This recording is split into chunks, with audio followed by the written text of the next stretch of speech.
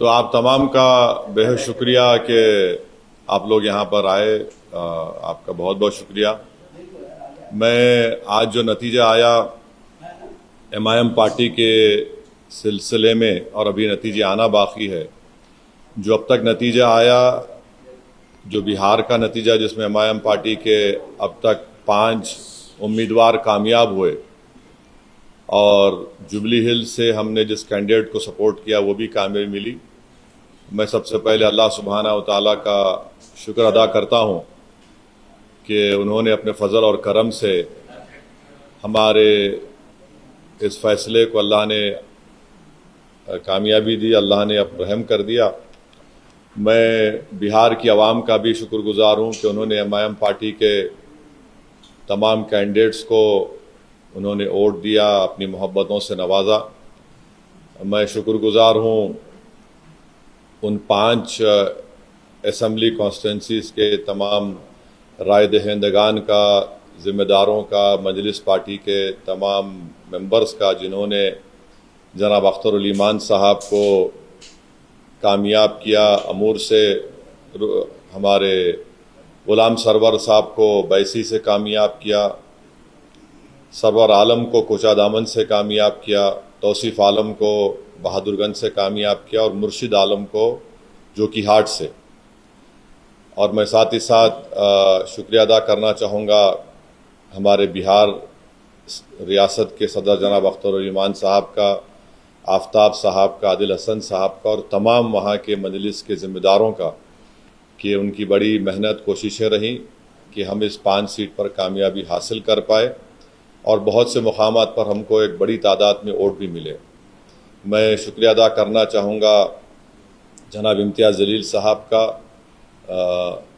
मुफ्ती इस्माइल क़ासमी साहब का जो रुकन असम्बली मालेगांव हैं, और महाराष्ट्र से जो तमाम मजलिस के ज़िम्मेदार आए, दिल्ली से आए, उनका शुक्रिया अदा करता हूँ। हैदराबाद से अहमद बलाला साहब गए और वो ज़िम्मेदार थे अमूर विधानसभा के लिए, और जनाब माजिद हुसैन साहब का ख़ास तौर से जो तौसीफ़ आलम साहब की विधानसभा बहादुरगंज में मेहनत किए, और तमाम मजलिस के अराकीन बल्दिया का जो बंगाल से भी आए, झारखंड से भी आए। बहरहाल एक कलेक्टिव इज्तिमाई कोशिश थी और मैं सीमांचल की जनता का शुक्रिया अदा करूँगा। ख़ास तौर से उन्होंने मजलिस इत्तेहादुल मुस्लिमीन को अपनाया, उसको अपनी आवाज़ बनाया, और हमको उम्मीद है कि इंशाअल्लाह ताला ये जो फ़ैसला आया है, जहाँ से अब तक हमारे 5 मेंबर्स रुकने असम्बली और एमएलए बने, इंशाअल्लाह वो सीमांचल की इंसाफ के लिए लड़ाई लड़ेंगे, वहाँ पर डेवलपमेंट का काम करवाएंगे। और साथ ही साथ मैं जो नतीजा बिहार में आया है वो एक अवामी नतीजा है, हम उसको कबूल करते और हम मुबारकबाद देते हैं और अपनी नेक तमन्नाओं का इजहार करते हैं मौजूदा वज़ीर आला जनाब नीतीश कुमार साहब का। और हमारी पार्टी की तरफ से ये कोशिश होगी कि बिहार और सीमांचल में विकास हो, सीमांचल में भी बहार आए, सीमांचल में भी बच्चों की मौत ना हो, सीमांचल की महिलाओं के लिए, वहाँ के बच्चों के लिए स्कूल, अस्पताल, पुल, ब्रिज बने, इंडस्ट्रीज़ आए वहाँ पर। तो इस सिलसिले में हम उनको अपना पूरा ताउन पेश करेंगे।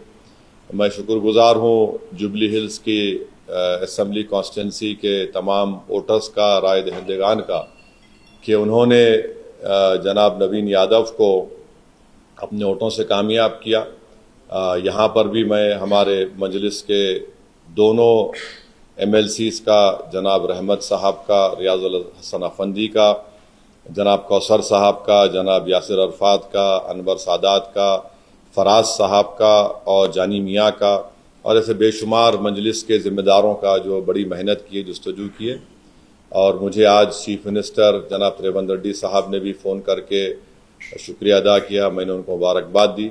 और मैं समझता हूँ कि 2023 के असम्बली इंतखाबात के बाद ये एक बहुत बड़ी कामयाबी जो मिली है जुबली हिल से नवीन यादव को, इसमें बहुत बड़ा रोल सीएम की लीडरशिप रही और ख़ास तौर से उनके मिनिस्टर्स मेहनत किए। और मैं जिक्र करना चाहूँगा टेमरिस के चेयरमैन का कि उन्होंने बड़ा अच्छा कोऑर्डिनेशन किया। उनको भी मुबारकबाद। और अभी एक बलरामपुर एक कॉन्स्टिट्यूंसी है सीमांचल में, बिहार में, वहाँ पर अभी आज से अभी आधा घंटा पहले जनाब आदिल हसन साहब से मेरी बातचीत हुई थी, क्योंकि 4 EVMs ख़राब हैं। उन्होंने जो कहा कह रहा हूँ, तो VVPAT से काउंटिंग करना चाह रहे हैं और आदिल हसन 700 वोट से पीछे हैं अभी।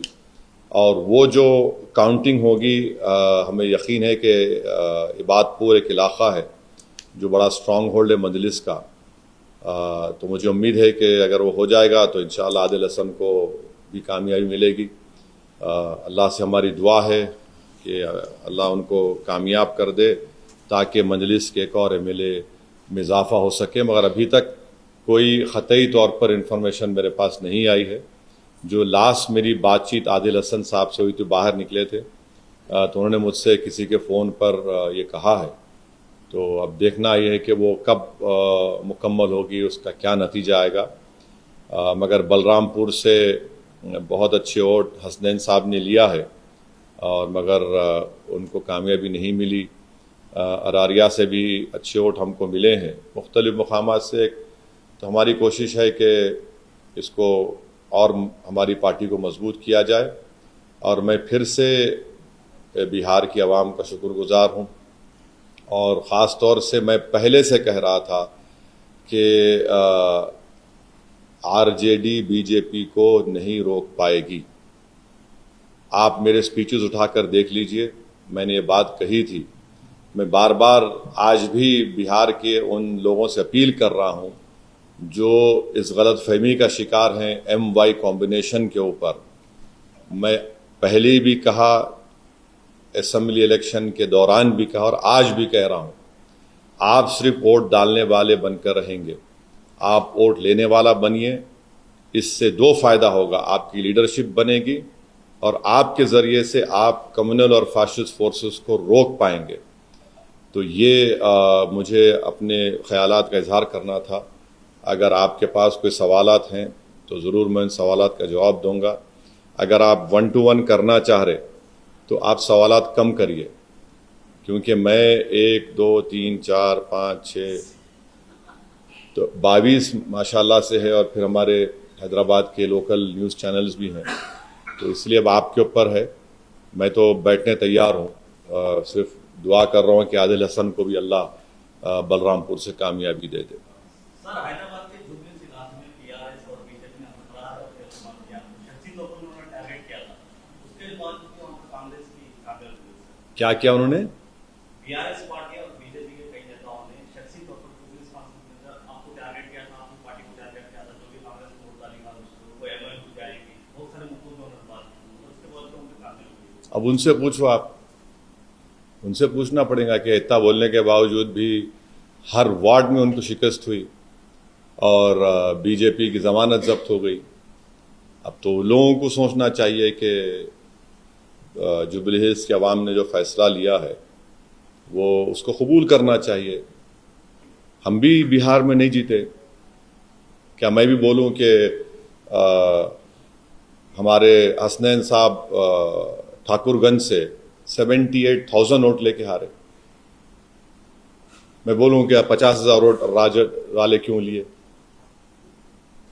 तो ये अब वो लोग बोल रहे हैं तो वो खिचियानी बिल्ली खंबा नोचने के बराबर है। मैं क्या बोल सकता हूँ? नहीं, ठहरो ठहरो ठहरो भाई, आप कोई पूछना चाहेंगे तो। सर, KTR सर से जब पूछा गया तो यही बोले कि हम तो मैच खड़े हुए हैं, अच्छा सर तुम चले गए, दो दोस्त क्यों ना रहा, हम उस पे सवाल। देखिए, ये संगम पिक्चर का गाना अच्छा दिखता, ये सियासत है। मैं अपनी पार्टी को लेके आगे बढ़ना चाहता हूं।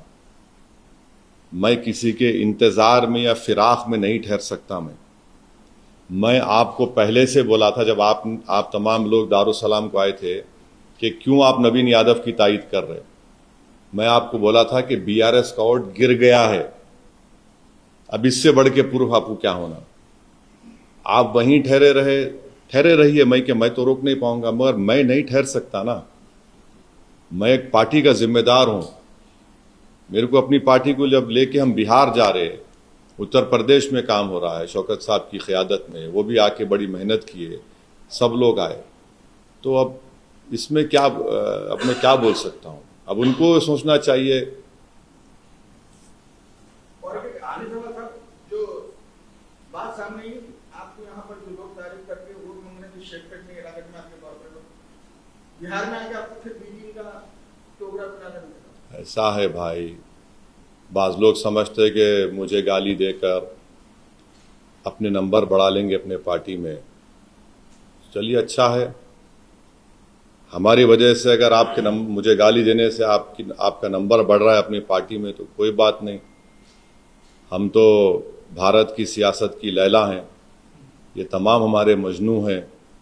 और बाज़-औक़ात होता क्या है कि अज़हरुद्दीन का गुस्सा असदुद्दीन पे निकालते, तो मैं क्या कर सकता हूँ उस पर, कोई बात नहीं, चलते रहता। मगर अवाम ने, अल्लाह सुब्हानहू व तआला ने हमारे फ़ैसले की लाज रख ली और हम उम्मीद करते कि चीफ मिनिस्टर रेवंत रेड्डी इस बड़ी कामयाबी को लेकर और अच्छा करेंगे तेलंगाना की आवाम के लिए। शहर में जो इंफ्रास्ट्रक्चर की अभी कमी है, सिविक एमिनिटीज़ है, सीवरेज लाइन है, इस वाटर सप्लाई है, 2 BHK का है, इस सबको अच्छा इम्प्रूव करेंगे और ताकि तेलंगाना और जुबली हिल्स में डेवलपमेंट करवाएंगे ताकि इससे आवाम का, गरीब आवाम का फ़ायदा हो सके। आने वाले बल्दिया इंतखाबात में क्या कांग्रेस के साथ काम नहीं, इतना जल्दी कुछ बोल नहीं सकते। जब सही वक्त आएगा उस वक्त कुछ मैं अपनी राय का इज़हार करूँगा। मुझे अपने पार्टी के ज़िम्मेदारों से मशवरा करके ये फैसला लेना पड़ेगा। अभी तो बहुत जल्दी है, कुछ नहीं बोल सकता हूँ। महागठबंधन की जो नतज आप देख रहे हैं सर, वो आप किस नजरिए से देखते हैं कि कहाँ पर महागठबंधन की क्या या फिर उन्हें अभी से फैक्टर यूज करना चाहा? आरजेडी के तेजस्वी यादव ने आपको एक्सक्लूसिव कहा था और फिर 18% मुसलमानों को रखते हुए नाम डिप्टी सीएम के नाम ना देना, तो क्या ये तमाम जादू बेकार चला गया वहां पर? अब जाहिर है वो अपनी शिकस्त का तज्जिया करें तो उनको पता चल जाएगा बहुत से चीज़ों का। मगर ये हमको नज़र आ रहा था, यहाँ पर कई ऐसे सहाफ़ियाँ हैं, इन्हों बाद में आप ऑफ द रिकॉर्ड पूछ लो उनसे, मैं उनको क्या बोला था, कितने सीट आएंगे एनडीए को। तो ऐसे कई हमारे सहाफ़ी दोस्त हैं, हमारे दोस्त हैं। मैं सबसे एक एप्रीहेंशन का इजहार कर रहा था कि देखो ये लोग इस तरह आगे बढ़ रहे हैं। तो बड़ी अफसोस की बात है कि मेरी बात जो मैंने करा था वो सच हो गई, जिसका खदशा था मेरे को। तो अब ये उनको सोचना है कि क्यों वो लोग बीजेपी को नहीं रोक पा रहे। अगर आप ये समझते कि मुझे गाली दे के, मुझ पर पत्थर मारकर, मुझ पर उंगलियां उठाकर, मुझे कुछ बोलकर आपका गम हल्का हो जाता है तो बी माई गेस्ट। मगर अगर आप वाकई में कुछ कोर्स करेक्शन करना चाह रहे, अब जैसा मैं सुना अखिलेश यादव का स्टेटमेंट आया, उन्होंने बोले SIR की वजह से, कब तक आप ऊपर बकवास बात करेंगे? छोड़िए इसको, आप देखिए आपकी कमजोरी कहां है। अगर आप इस तरह से सोचते रहेंगे कि हम ये हैं और हमको जनता वोट डालेंगी, ऐसा नहीं होने वाला है। आपको सबसे पहले तो आपको बड़ा हम्बल होना पड़ेगा। अगर आप ये समझेंगे कि हम राजा हैं और वोटर हमारी प्रजा है तो वो जमाना खत्म हो गया। अगर बिहार में इलेक्शन लड़ते हैं तो ये कहा जाता है कि वोट करने के लिए आए, जबकि जनस्वराज ने अपना खाता भी नहीं खुला, तो आप इस पर क्या कहना चाहिए? एक बात सुनिए, अगर इंडिया अलायंस नहीं जीत रहा वहां पर, कितने 30 सीटों पर शायद, अब नहीं मालूम काउंटिंग कि 30 ऑड सीट, 34 पे अगर आप, तो आप बोल सकते कि दूसरे समाज ने हमको वोट नहीं दिया? आप नहीं बोल सकते ना। क्या बोल सकते इस कास्ट ने हमको वोट नहीं दिया? आप नहीं बोलते। मगर आप ये समझते कि मुसलमान आपका एक कैप्टिव है, बंधुआ मजदूर है। कब तक आखिर ऐसा आप बोलते रहेंगे? और हम तो मुस्लिम समाज से अपील कर रहे हैं कि आप वोट डालने वाले मत बनिए, सिटीजन बनिए। वोटर मत बनिए, सिटीजन बनेंगे तो सिटीजन राइट्स आपको मिलेंगे। अगर आप वोट डालने वाले बनेंगे तो फिर इलेक्शन के बाद आपको सिर्फ ना सिर्फ भुलाया जाएगा बल्कि आप पर जो आफतें आती हैं उस पर उफ भी नहीं बोलते।